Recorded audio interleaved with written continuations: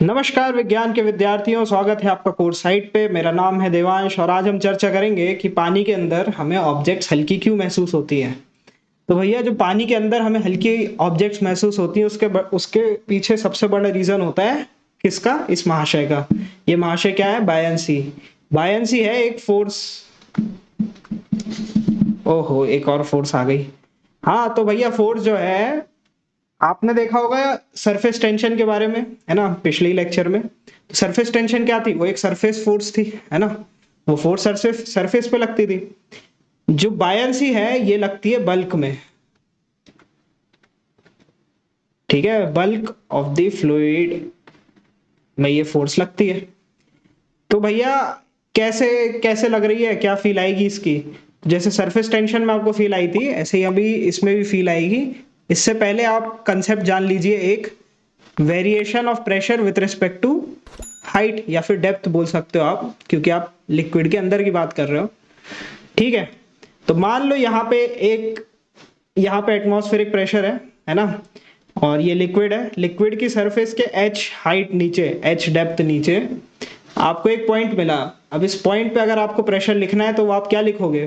P A plus row ji H. अगर आपको इस पे क्लैरिटी चाहिए तो इस पे एक अलग सेशन बना देंगे, पर अभी के लिए ये ध्यान में रखिए कि एच डेप्थ नीचे, रो जी एच का वेरिएशन होता है प्रेशर के साथ। ठीक है, और यहीं पे अगर आपको सरफेस वाले पार्टिकल का देखना है तो उसका प्रेशर होगा पी ए। अगर इन दोनों का डिफरेंस निकालें डेल्टा पी, तो क्या मिलेगा? डेल्टा पी निकाले अगर हम, तो हमें क्या मिलेगा? हमें मिलेगा रो जी एच। इस समय क्या पता चल रहा है कि जो प्रेशर का वेरिएशन है वो सिर्फ हाइट के साथ होता है।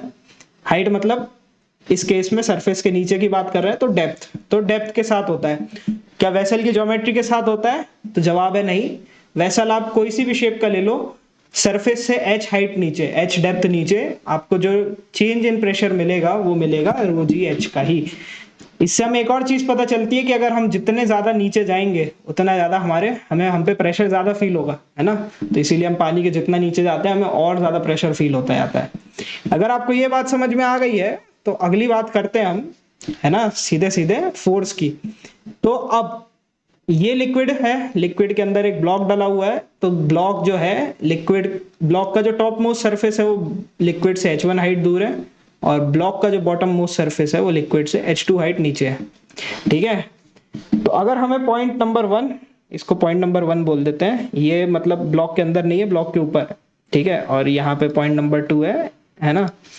तो पॉइंट नंबर 1 पे अगर हमें प्रेशर निकालना है तो P1 होगा क्या? अगर यहाँ पे हम एटमॉस्फेरिक प्रेशर मान ही लेते हैं, क्योंकि एटमॉस्फेरिक प्रेशर तो रहता ही है ओपन कंटेनर में, तो P A plus row ji H one. वहीं अगर हमने दूसरे पॉइंट पे माना तो P2 दूसरे पॉइंट पे मान लेते हैं, तो क्या हो जाएगा? P A plus row ji H two. अगर हम इन दोनों का डिफरेंस निकालें कि इस पॉइंट से इस पॉइंट तक आने में कितना प्रेशर का चेंज आया, तो चेंज इन प्रेशर क्या हो जाएगा?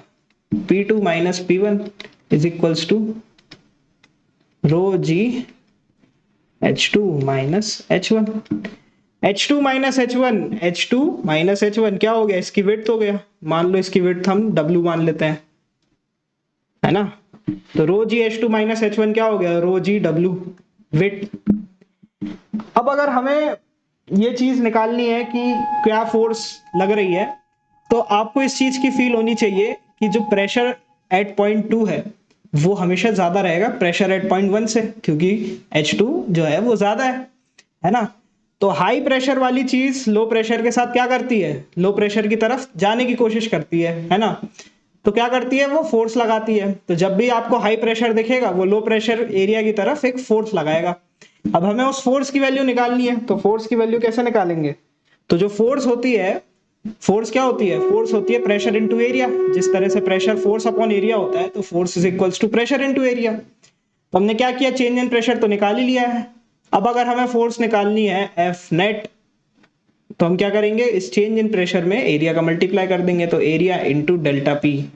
डेल्टा पी ये क्या हो गया? रो जी डब्ल्यू इनटू एरिया। अब cross sectional area into width क्या हो गया? वॉल्यूम। तो रो जी वॉल्यूम। और ये जो एफ नेट आपने निकाली ना, यही थी बायंसी। जिसको हम बायंट फोर्स बोलते हैं।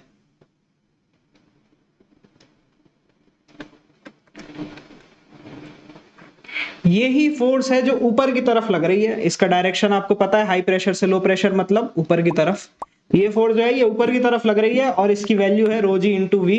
रो इंटू वी क्या हो गया, वेट ऑफ वाटर है ना, एम वाटर इंटू जी। अब ये जो वॉल्यूम है इस पे ध्यान दीजिएगा, ये जो वॉल्यूम है ये सॉलिड का वॉल्यूम नहीं है। अगर आपको लग रहा है कि ये सॉलिड का वॉल्यूम है तो ये सॉलिड का वॉल्यूम नहीं है, ये वॉल्यूम है सॉलिड का ये उतना वॉल्यूम है सॉलिड का जितना जो सरफेस के नीचे आया है। क्या मतलब, अगर मान लो ये कंटेनर है और इसमें सॉलिड जो है वो सिर्फ आधा ही डूबा है, सिर्फ आधा डूबा है, तो जो इसका वॉल्यूम होगा ये क्या हो जाएगा, आधा हो जाएगा इस टोटल वॉल्यूम का। तो आपको बस इतना बताना है कि कितना वॉल्यूम उस सॉलिड का पानी के अंदर है ना, वही होता है wait of the volume, wait of the water displaced. तो इसको जो हम बोलते हैं, इसको बोलते हैं वेट ऑफ वाटर।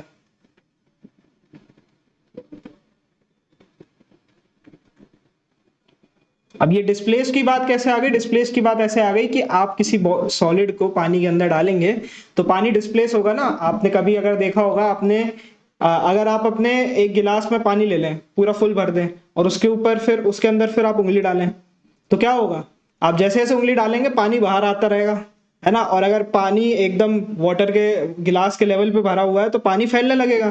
तो आप जितनी उंगली डालेंगे उतना पानी फैलेगा, जितना वॉल्यूम आपने अंदर पानी के घुसाया है उतना ही पानी बाहर आ जाएगा।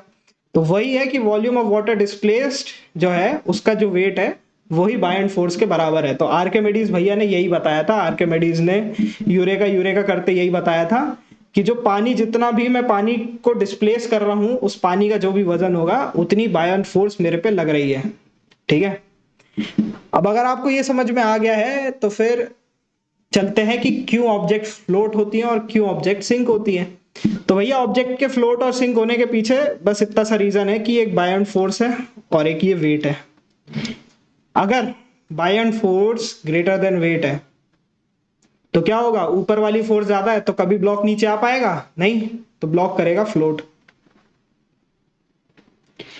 अगर बायंट फोर्स कम है किससे, वेट से, तो क्या बायंट फोर्स कभी उसको ऊपर ला पाएगी, नहीं, वो हमेशा नीचे जाएगा, मतलब सिंक करेगा।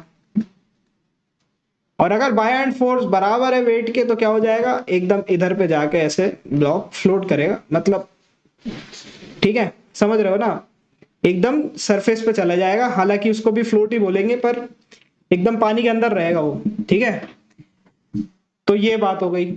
अब भैया जो बायंट फोर्स है वो कैसे लिखते हैं, हम बायंट फोर्स लिखते हैं रो ऑफ वाटर, क्योंकि हम लिखते हैं वेट ऑफ वाटर डिस्प्लेस्ड। तो वेट ऑफ वाटर मतलब वेट, पानी का वेट, तो पानी के वेट में डेंसिटी किसकी आएगी, पानी की, into volume of the displaced water, मतलब जितना भी सॉलिड आपने अंदर घुसाया उसका वॉल्यूम, है ना, इनटू जी। और वेट कैसे लिखते हैं हम, वेट लिखते हैं हम कैसे, रो सॉलिड का, क्योंकि आप वेट किसका लिख रहे हो, सॉलिड का, तो सॉलिड की जो डेंसिटी है इनटू वॉल्यूम सॉलिड का इनटू जी। अब यहाँ पे आप देखेंगे तो यहाँ पे एक वॉल्यूम डिस्प्लेस था और यहाँ पे वॉल्यूम ऑफ सॉलिड है। तो ये पानी के अंदर है पूरा, पानी के अंदर मतलब पूरा का पूरा सॉलिड पानी के अंदर आ चुका है। इसका मतलब वेट, इसका मतलब जो वॉल्यूम ऑफ डिस्प्लेस्ड वो है वाटर है वो बराबर हो जाएगा वॉल्यूम ऑफ सॉलिड के। बट अगर ऐसा नहीं हुआ होता, अगर ऐसा हुआ होता कि आधा ही पानी में गया है तो ये जो है ये वॉल्यूम डिस्प्लेस्ड हो जाता वीडी, और जबकि पूरा जो वॉल्यूम होता वो होता वीएस। तो वीडी क्या हो जाता, इस वाले केस में वीडी जो हो जाता वो लेस देन हो जाता वीएस के। तो आपको ये चीज का हमेशा ध्यान रखना है कि अगर आप बायंट फोर्स लिख रहे हैं तो आप निकालेंगे कि कितना वॉल्यूम डिस्प्लेस्ड हुआ है, उसको मल्टीप्लाई करेंगे पानी की डेंसिटी से उस लिक्विड की और इनटू जी। और वेट करेंगे, वेट निकालना है तो आप क्या करेंगे, density of solid into volume of solid, पूरा का पूरा जितना भी सॉलिड का वॉल्यूम होगा वो इनटू जी। ठीक है, अगर वो दोनों, उन दोनों में से अगर बायंट फोर्स ज्यादा होती है तो फ्लोट हो गया, अगर बायंट फोर्स कम होती है तो सिंक होगा। ठीक है, अब इसी से बात आती है किसकी, एपेरेंट वेट की। तो एपेरेंट वेट क्या है, एपेरेंट वेट कुछ नहीं है, ये वो वेट है जो आपको पानी के अंदर फील हो रहा है। मतलब क्या कि अगर मैं एक वेइंग मशीन रख दूं, वेइंग मशीन ले ली हमने, एक खरीद ली बढ़िया सी, ठीक है, अब हमने इसमें क्या किया, इसमें हमने रख दिया एक ब्लॉक को इसके ऊपर, मान लो, ठीक है। और फिर हमने एक और ब्लॉक उठा लिया, सेम मास का ब्लॉक है, ठीक है, कोई दिक्कत नहीं है, सेम मास का ब्लॉक है, पर उसको हमने कहाँ पे किया है, पानी के अंदर रखा है, तो वो पानी के अंदर है। और उसके बाद जाके उसको वेइंग मशीन पे, पानी के अंदर ही वेइंग मशीन पे रख दिया। अब हम देखेंगे रीडिंग्स, तो इसकी क्या रीडिंग होगी और इसकी क्या रीडिंग होगी। तो इसकी जो रीडिंग होगी वो किसके बराबर होगी, reading R is equals to M G. क्यों, क्योंकि यहाँ पे सिर्फ mg ही एक्ट कर रहा है, तो जितनी भी रीडिंग होगी वो उसके वेट के करस्पॉन्डिंग होगी। और यहाँ पे जो रीडिंग होगी वो किसके करस्पॉन्डिंग होगी, mg, वेट और बायंसी। तो दो फोर्सेस लग रही है यहाँ पे, तो यहाँ पे रीडिंग किसके संदर्भ में ली जाएगी, mg माइनस बी के संदर्भ में ली जाएगी, वेट माइनस बायंसी। तो अब आपको सीधे सीधे समझ में आ रहा है कि कौन सी फोर्स ज्यादा होने वाली है, आर ये वाला या फिर आर डैश जो कि पानी के अंदर वाला है। तो आप बोलेंगे कि आर मतलब क्या, आपको यहाँ पे वेट ज्यादा फील होगा एज कंपेयर टू पानी के अंदर, क्योंकि पानी के अंदर एक बायंड फोर्स भी है जो आपको खींच ले रही है। अगर आपको इसकी फील लेनी है तो ऐसा भी आप मान सकते हो कि पानी के अंदर ऐसा हो गया कि एक तरह से एक रस्सी से आपने इस ब्लॉक को और बांध दिया है। तो आपने एक रस्सी से ब्लॉक को और बांध दिया, तो क्या हो रहा है, अब रस्सी भी एक फोर्स लगा ले रही है ऊपर की तरफ, तो आपको कम वेट मिल रहा है ना। अब अगर आपको ये समझ में आ गया है, तो आप सोचिए कि अगर हमारे पास सेम मास की एक नीडल है, ठीक है, और सेम मास का एक वुडन ब्लॉक है ना, तो कौन पानी में तैर पाएगा और कौन डूब जाएगा, है ना। तब आपको फील आएगी कि भाई जो नीडल होती है वो डूब जाती है और जो ब्लॉक होता है वो तैरने लगता है। तो क्यों हो रहा है भैया ऐसा, वो इसलिए हो रहा है क्योंकि आप निकालते हो weight of the water displaced, और weight of the water displace करने के लिए आप क्या यूज करते हो, रो डब्ल्यू इंटू वॉल्यूम डिस्प्लेस्ड इंटू जी।